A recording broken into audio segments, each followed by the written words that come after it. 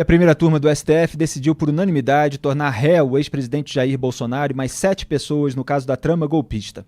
Votaram na sessão dessa terça-feira os ministros Alexandre de Moraes, Flávio Dino, Luiz Fux e Carmen Lúcia, além de Cristiano Zanin, que é o presidente da turma. Estão na lista dos réus Jair Bolsonaro, ex-presidente da República, Alexandre Ramagem, ex-diretor da ABIN e hoje deputado do PL, Almir Garnier, ex-comandante da Marinha, Anderson Torres, ex-ministro da Justiça e Segurança Pública, General Augusto Heleno, ex-ministro do Gabinete de Segurança Institucional, GSI, Mauro Cid, ex-ajudante de ordens da presidência, que fechou a colaboração premiada usada nessa investigação, Paulo Sérgio Nogueira, ex-ministro da Defesa, Braga Neto, ex-ministro da Casa Civil e da Defesa. Portanto, Jair Bolsonaro, 6 integrantes do governo dele e mais o então comandante da Marinha, Almir Garnier. Todos esses nomes são apontados pela PGR, Procuradoria-Geral da República, como integrantes do núcleo crucial da trama golpista. Eles são acusados de organização criminosa armada, tentativa de abolição violenta do Estado Democrático de Direito, golpe de Estado, dano qualificado pela violência e grave ameaça contra o patrimônio público, além de deterioração do patrimônio tombado. Somadas, as penas máximas podem passar de 40 anos de prisão. Vamos acompanhar a partir de agora os principais trechos do julgamento. Moraes exibiu vídeos do 8 do 1 com o que chamou de comprovação da materialidade dos delitos, alegando que é um absurdo pessoas dizerem que não houve violência, que não houve agressão. Pode soltar essa parte. É um absurdo pessoas dizerem que não houve violência, não houve agressão, consequentemente não houve materialidade. Então eu peço, por favor, para que se coloque o vídeo de comprovação da materialidade dos delitos. Aqui, seguindo o que a Procuradoria-Geral denunciou, os acampamentos golpistas em que mais de 570 réus confessaram que queriam intervenção militar. Aqui, na sequência da denúncia, os atos violentíssimos de 12 de dezembro, no dia da diplomação do então presidente, do vice-eleito. Está em chamas. São quase uma dezena de automóveis pegando fogo. Se isso não é violência, né, o que seria uma violência? O absurdo de uma violência programada. Aqui, no dia véspera de Natal, a bomba, o caminhão-bomba, que colocaram uma bomba, se explodisse a bomba, centenas, se não milhares de pessoas morreriam. Vamos entrar e tomar o poder. E aqui o dia 8 de janeiro. Isso não é violência?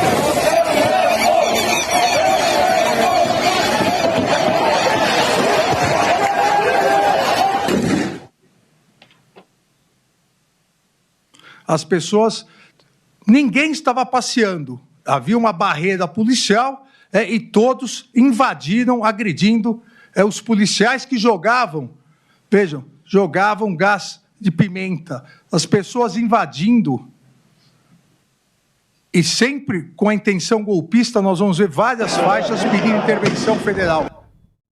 Depois, Moraes afirmou que não é possível ver nenhuma Bíblia ou batom nas imagens do 8 do 1 que estavam sendo exibidas. Vamos acompanhar. Uma verdadeira guerra campal. Bombas, helicóptero, jogando bombas de efeito moral, o policial agredido, tirado do seu cavalo e agredido covardemente.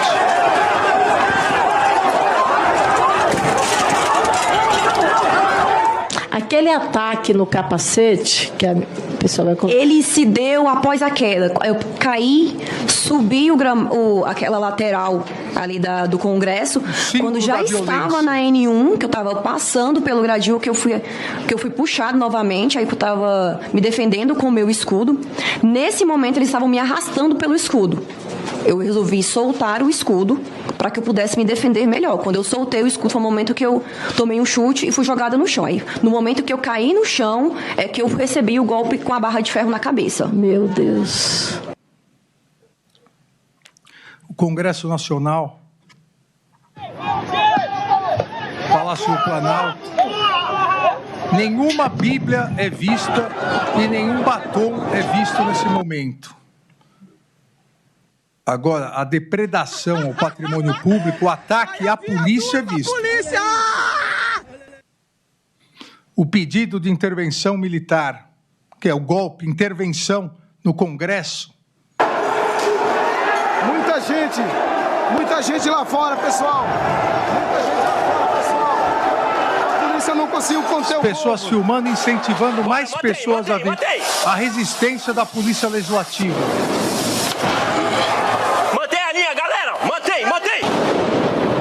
Bombas. Moral, pô! Escudeiro!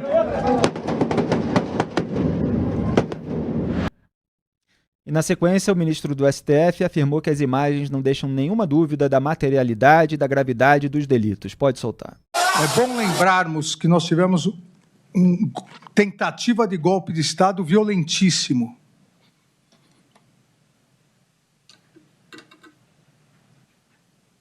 Fogo, a destruição ao patrimônio público.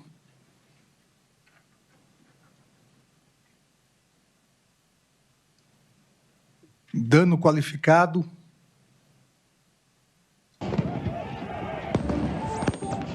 E agora o Supremo Tribunal Federal.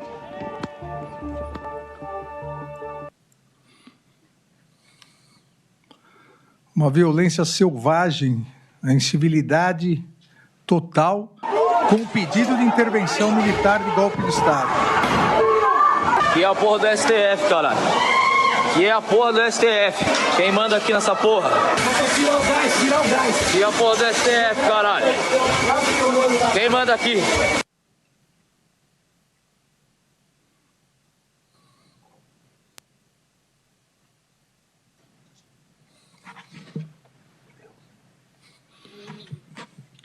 Então, as imagens,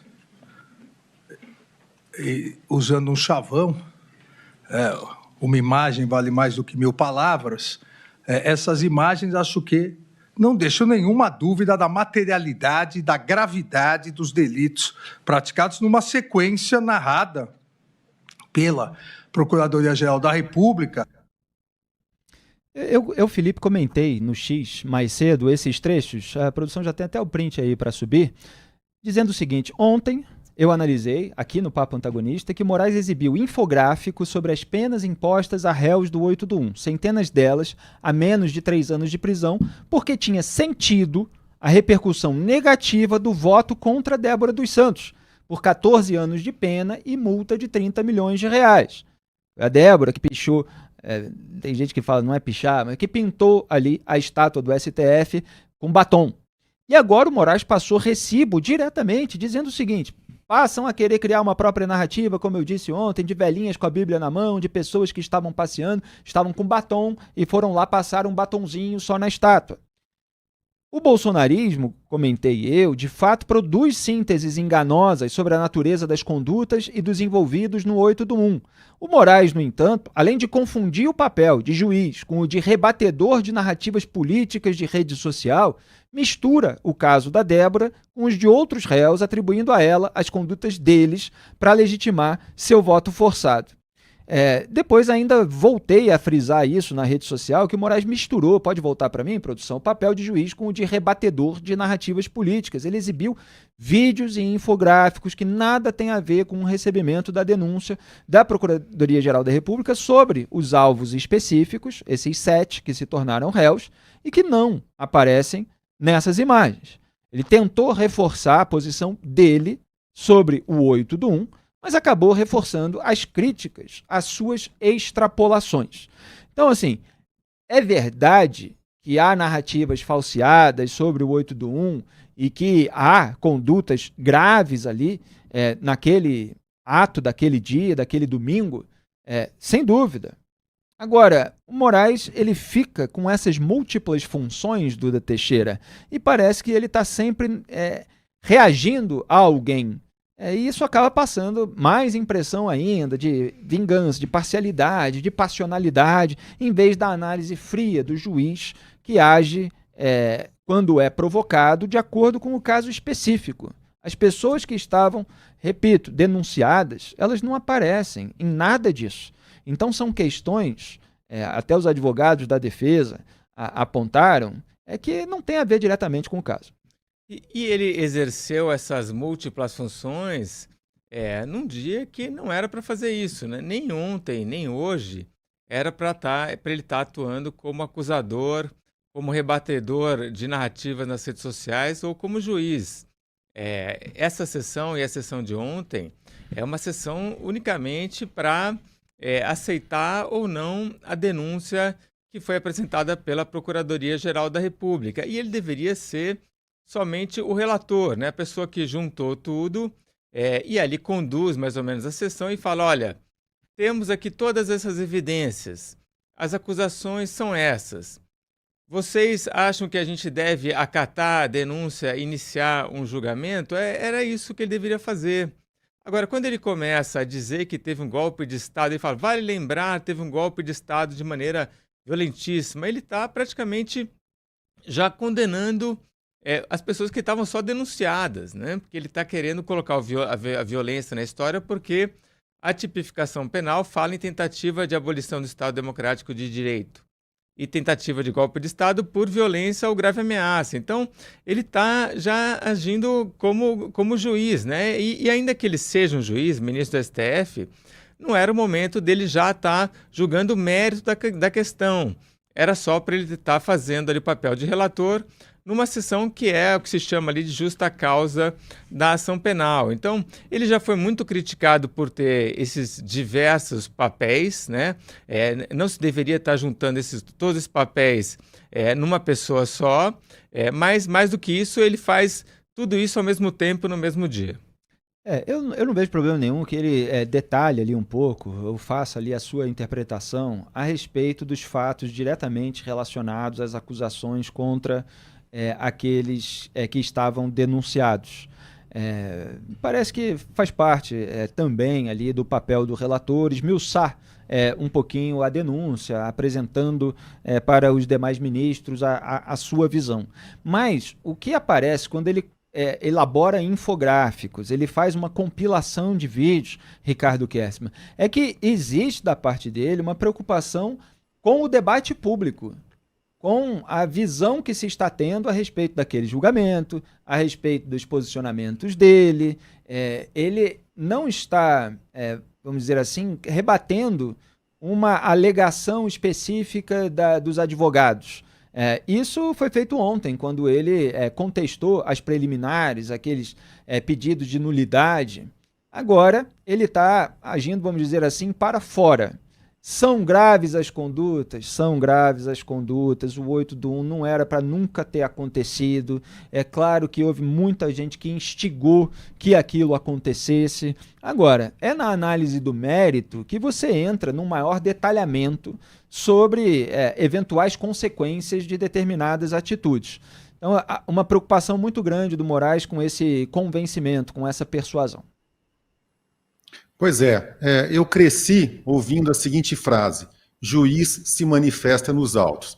Ao que parece agora, juiz se manifesta em peças publicitárias audiovisuais, porque é isso que a gente assistiu. E olha, a sorte do ministro Alexandre de Moraes é que ele não precisa ganhar a vida como roteirista e locutor, porque senão ia ser uma tragédia, né? A maneira com que ele apresentou isso, a meu ver, até acaba deslegitimando um pouco toda a gravidade do episódio, porque fica tão artificial tudo aquilo, né, que você acaba tirando um pouco dessa realidade. Até porque, conforme vocês acabaram de falar, e o Duda colocou isso de forma brilhante numa coluna dele hoje, aquele julgamento é um julgamento de admissibilidade. Ali não se tratava do julgamento propriamente das causas dos réus, mas sim se o Supremo iria acatar a denúncia, se iria ser feito no âmbito da primeira turma ou não, né, e tudo mais. Desvirtuou completamente. Só que aí, Felipe, ele se presta a um papel que não é o papel que se espera de um ministro do Supremo, que é entrar nesta pilha de narrativas, de lacrações. Se o lado de lá usa e abusa disso, e a gente aponta quase que diuturnamente, né, essas peças do lado dos réus, né, dos bolsonaristas, isso é papel, sim, desses agentes, mas não é papel de um ministro da Suprema Corte brigar na mesma medida, brigar na mesma sintonia. A um ministro do Supremo, né, cabe o julgamento técnico e não entrar em guerrinha de meme de rede social. E ao citar reuniões de Bolsonaro com chefes das Forças Armadas sobre minuta de golpe após perder a eleição, Moraes disse que isso não é normal. Vamos acompanhar. E no dia 7 de dezembro de 2022, pela primeira vez, então, o presidente denunciado, Jair Messias Bolsonaro, se reuniu com os representantes das Forças Armadas em reunião no Palácio do Alvorada para apresentar a minuta golpista, estando presentes o general Freire Gomes, o acusado, almirante de esquadra Almir Garnier Santos, e também, à época, o denunciado, o ministro Paulo Sérgio Nogueira de Oliveira. E, apesar de algumas alegações, com todo o respeito, de que minutas de golpe são coisas normais que corriam pela internet, o ministro Flávio Dino até perguntou, né, onde estava essa minuta? Não, essa minuta corria entre autoridades, é como se fosse algo normal. Todos darem um palpitinho na minuta de golpe, vamos melhorar aqui para o golpe ser um pouco melhor. Não é normal. É que o presidente, que acabou de perder uma eleição, se reúna com o comandante do Exército, comandante da Marinha e ministro da Defesa para tratar de uma minuta de golpe. E essa reunião foi comprovada também, vou colocar aqui, foi comprovada com o controle de entrada e saída de pessoas do Palácio do Alvorada. Também uma prova autônoma, independente da delação. Aí, em vermelho, está o controle de entrada e saída de pessoas do Palácio do Alvorada, dia 7/12, Paulo Sérgio, Freire Gomes e o almirante Garnier, que chegaram em horários muito próximos, entre 8h25 e 8h34, e saíram também em horários muito próximos, 12h20 e 12h23. Além disso, a denúncia ressalta a ocorrência de mais de um encontro do almirante Garnier, onde se colocou à disposição para seguir as ordens que fossem necessárias a implementar o golpe. O decreto golpista, principalmente confirmando a sua anuência e colocando as suas tropas à disposição na reunião do dia 14/12 de 2022. Olha, nesse ponto, na minha avaliação, o Moraes está absolutamente correto. Quer dizer, eu acho que cabe sim ao relator esmiuçar um pouquinho ali os elementos da denúncia e, de fato, não é normal um presidente da República consultar os chefes das Forças Armadas, algo que foi corroborado, quer dizer, confirmado pelo chefe do Exército, aquele que era chefe do Exército quando foi consultado, o Freire Gomes, e o Carlos de Almeida Batista Júnior, que era o comandante da Aeronáutica.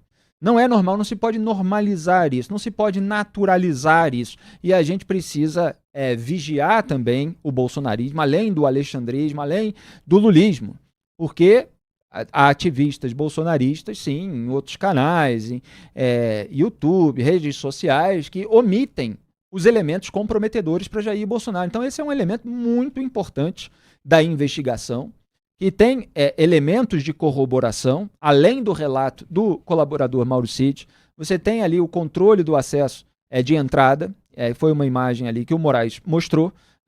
Foram várias reuniões em que o Bolsonaro consultou os chefes. Teve uma em que o Batista Júnior não estava e teve outras em que o Batista Júnior da Aeronáutica estava. Ele mostrou ali uma em que o Batista Júnior não estava. Estavam o Freire Gomes, o Almir Garnier, que era o comandante da Marinha, que virou réu, e o Felipe Martins, o assessor, que nessas reuniões teria lido ali os considerandos de acordo com os relatos, considerandos de uma minuta sobre golpe. Uma minuta sobre golpe que, aliás, foi descrita, e o Moraes citou as palavras do Freire Gomes, como uma tentativa de melar o resultado eleitoral por instrumentos supostamente jurídicos. Então, é grave isso que aconteceu. E isso não pode ser perdido de vista no meio de tantas críticas que se faz, e com razão, em muitos casos, como a gente faz aqui, ao Alexandre de Moraes. E aí, na sequência, o Moraes citou a ofensiva que ocorreu contra os ex-comandantes Batista Júnior, repito, da Aeronáutica, e Freire Gomes do Exército, por eles não terem aderido ao plano golpista. E aí, leu a mensagem do Braga Neto. Walter Braga Neto, que tinha cargo no governo Bolsonaro, que foi o vice na chapa do Bolsonaro que perdeu para o Lula em 2022. Quem chamou mais atenção no debate público sobre essa mensagem fui eu. Em artigos para Cruzoé, Antagonista, Cronologia, comentários no X, porque eu considero essa mensagem a mais perversa entre as que foram descobertas pela Polícia Federal e a mais ilustrativa. das campanhas difamatórias, das tentativas de assassinato de reputação e de intimidação que o bolsonarismo fez nas redes sociais. Quem foi ou é alvo, como eu fui e sou ainda, de muitos ativistas, sabe que isso aí é prática comum no universo do bolsonarismo. É claro que agora você tem um elemento de prova dentro de um contexto considerado criminoso e mais grave ainda, porque envolve uma tentativa de intimidação de um comandante da aeronáutica para que aderisse a um golpe de Estado. Então a mensagem dizia o seguinte, está aqui já na nossa análise do relatório da PF, na nossa análise da denúncia da PGR, abro aspas para o Braga Neto: senta o pau no Batista Júnior, inferniza a vida dele e da família, fecho aspas. E o Moraes, chamando a atenção para a gravidade dessa conduta, fez uma comparação com a máfia. A gente já tinha feito aqui. Pode soltar esse trecho.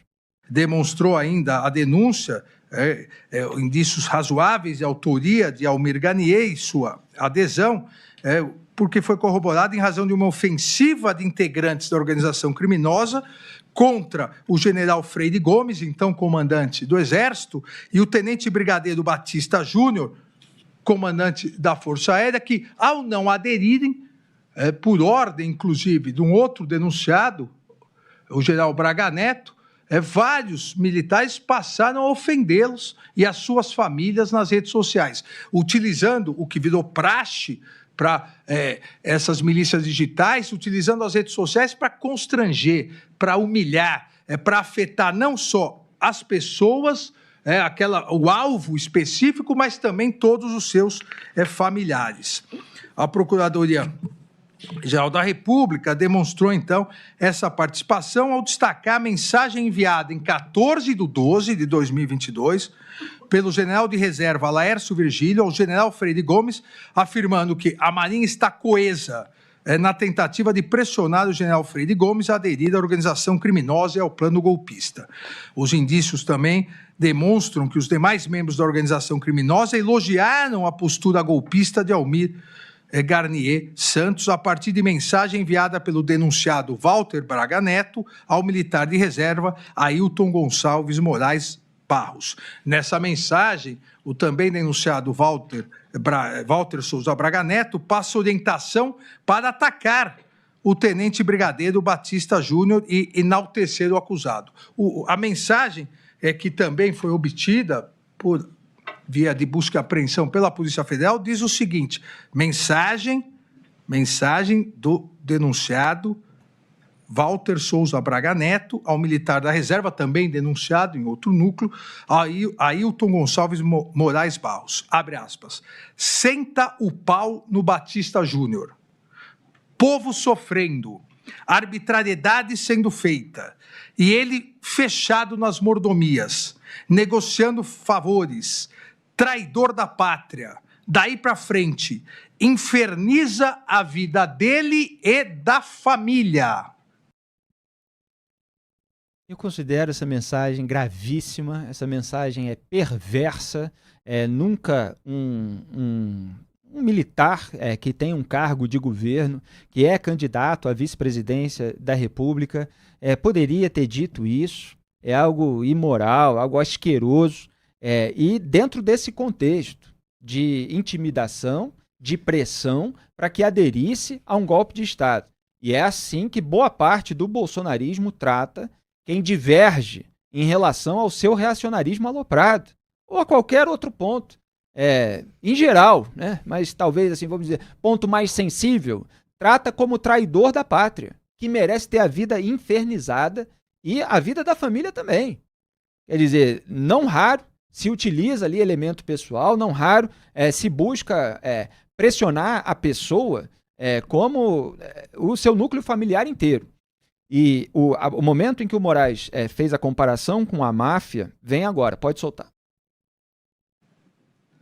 Gozado, ministro Flávio, que até a máfia tem um código de conduta de que os familiares são civis, não entram na guerra entre os grupos mafiosos. Mas parece que aqui, lamentavelmente, nem isso foi seguido. Muito bem, tá aí a comparação, dizendo que a máfia tem código de conduta para aliviar os civis e tal, e que ali não teria, enfim, fez um comentário crítico apontando ali, dando uma dimensão da gravidade dessa mensagem. Ricardo Kiersman, eu começo por você. O que você avalia a respeito desse trecho, rapidamente? Olha que interessante, né? Ele se ateve exclusivamente aos fatos, aos réus, né? Apresentou o porquê que, ao ver dele, é possível essa admissibilidade contra esses denunciados, não recorreu a vídeos, a imagens, a generalidades, né? E apresentou de forma clara e cristalina o que ele acha a respeito. É isso que a gente cobra, né? Individualiza as condutas, proporcionaliza as penas e julga estritamente dentro do ordenamento legal. Não é tão difícil assim. Duda Teixeira? Essas reuniões entre o Bolsonaro e os chefes das Forças Armadas é o principal, é o ponto nevrálgico dessa denúncia e são baseadas em várias evidências, né? A geolocalização pelo celular, os depoimentos do Freire Gomes, do Batista Júnior, a delação do Mauro Cid. Acho que só esse ponto por si só já justificaria abrir esse julgamento. Duda Teixeira, você queria completar algo? Diga. Essas reuniões entre o Bolsonaro e os chefes das Forças Armadas, elas têm um grau de gravidade, um grau de gravidade, isso mesmo.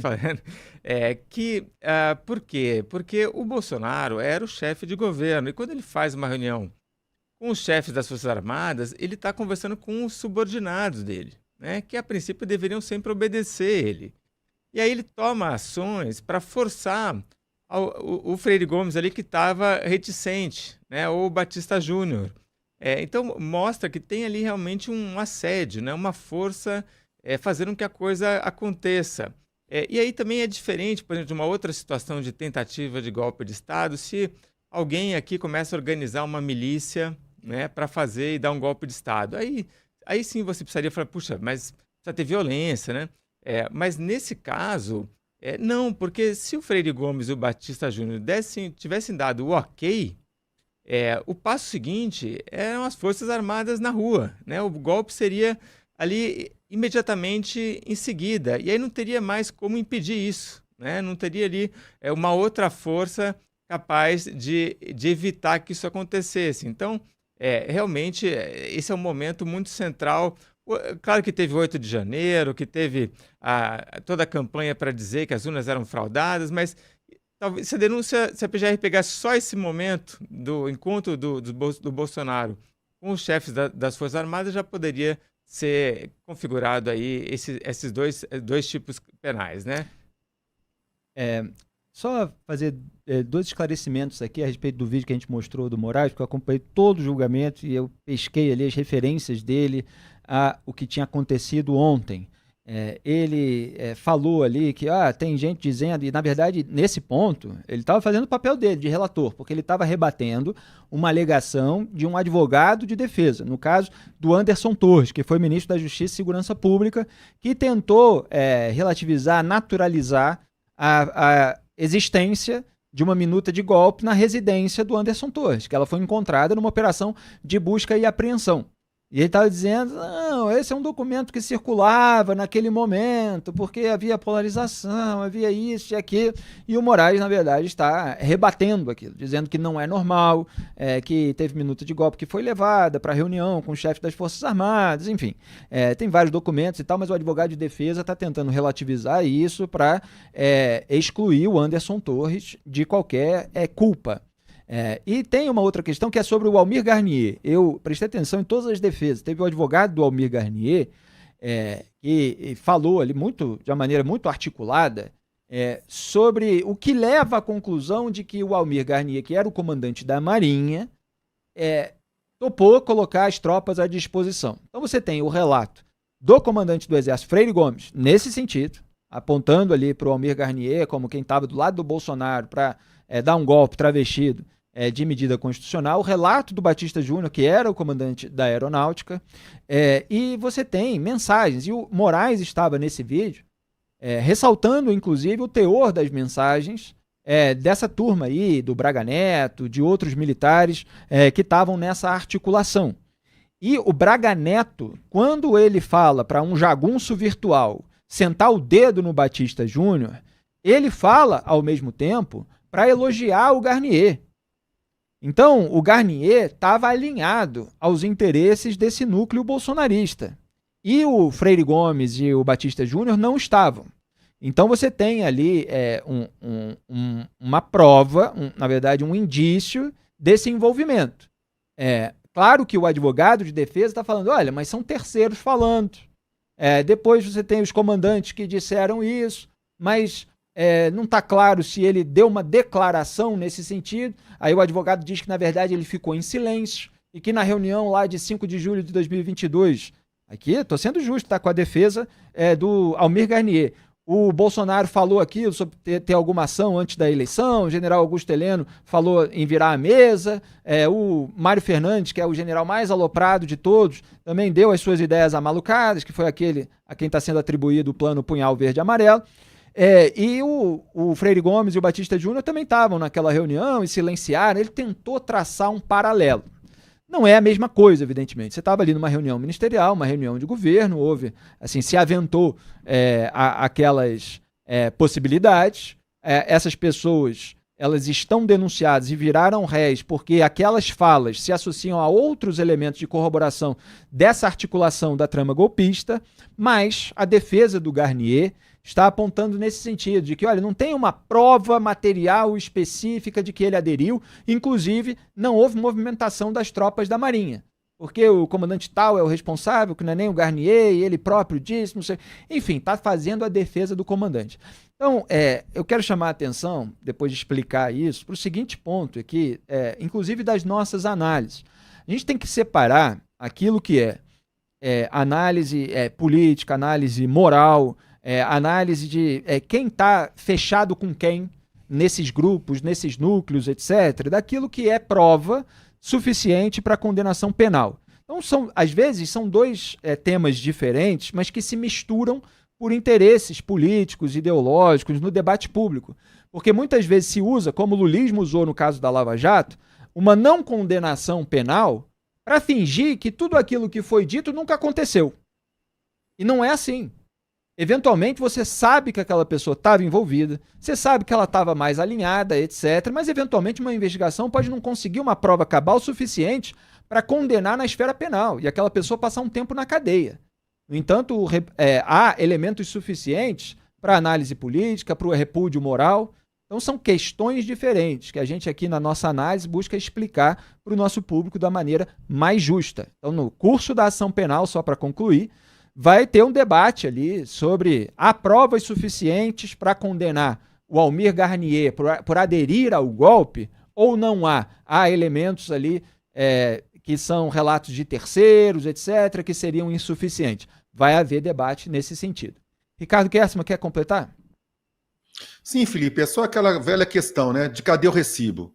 A época da Lava Jato, todo mundo falava, cadê o recibo? Bom, quem perde corrupção, quem recebe corrupção, não assina o recibo dizendo que recebeu. Obviamente que ninguém vai fazer uma minuta de golpe ou vai dar uma ordem golpista assinando, mandando um e-mail dizendo, olha, eu estou determinando.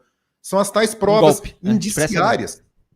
Isso, porque não tem o menor cabimento. Agora, todo o conjunto comprobatório, aí tanto material quanto testemunhal, fica impossível de se dizer que não aconteceu nada, era um papel que circulava por aí em grupos de redes sociais e tudo mais. Não tem o menor cabimento, não tem explicação lógica, plausível, para a gente poder aceitar isso como um papel, como se eu, Ricardo, você, Felipe, recebesse de um amigo dizendo, olha, quem sabe a gente não dá um golpe de Estado. Definitivamente não foi isso que se tratou. Até porque um decreto golpista, se ele é recebido por um ministro da Justiça e Segurança Pública, ainda mais um integrante do governo que está nessa posição, ele precisa ser encaminhado para averiguação, precisa haver um encaminhamento legal, registro de recebimento de um material, que é um material que pode provocar uma convulsão na República. Então não é um panfleto simplesmente que você recebeu na rua e que você guarda. Há responsabilidade para quem integra um cargo como esse. Então, nesse ponto, o Moraes tem alguma razão. É claro que ele dá uma ensaboada ali em relação a diversos pontos, mas de mostrar que, olha, aquilo tem relevância para que a denúncia seja aceita sobre esse alvo. No curso da ação penal, os detalhes serão discutidos. Quer acrescentar? E o que eu estava pensando aqui é que foi feito um movimento gigantesco, né? Um presidente que é o comandante das Forças Armadas, chamar os comandantes das 3 forças e falar sobre impedir a posse do Lula. E por que tudo isso, né? Uma coisa que não tinha nada, né, acontecendo aqui, né? Não tinha fraude na urna, não tinha... É claro, o Lula era uma pessoa que foi condenada 2 vezes, né? No sítio de Atibaia e no triplex do Guarujá.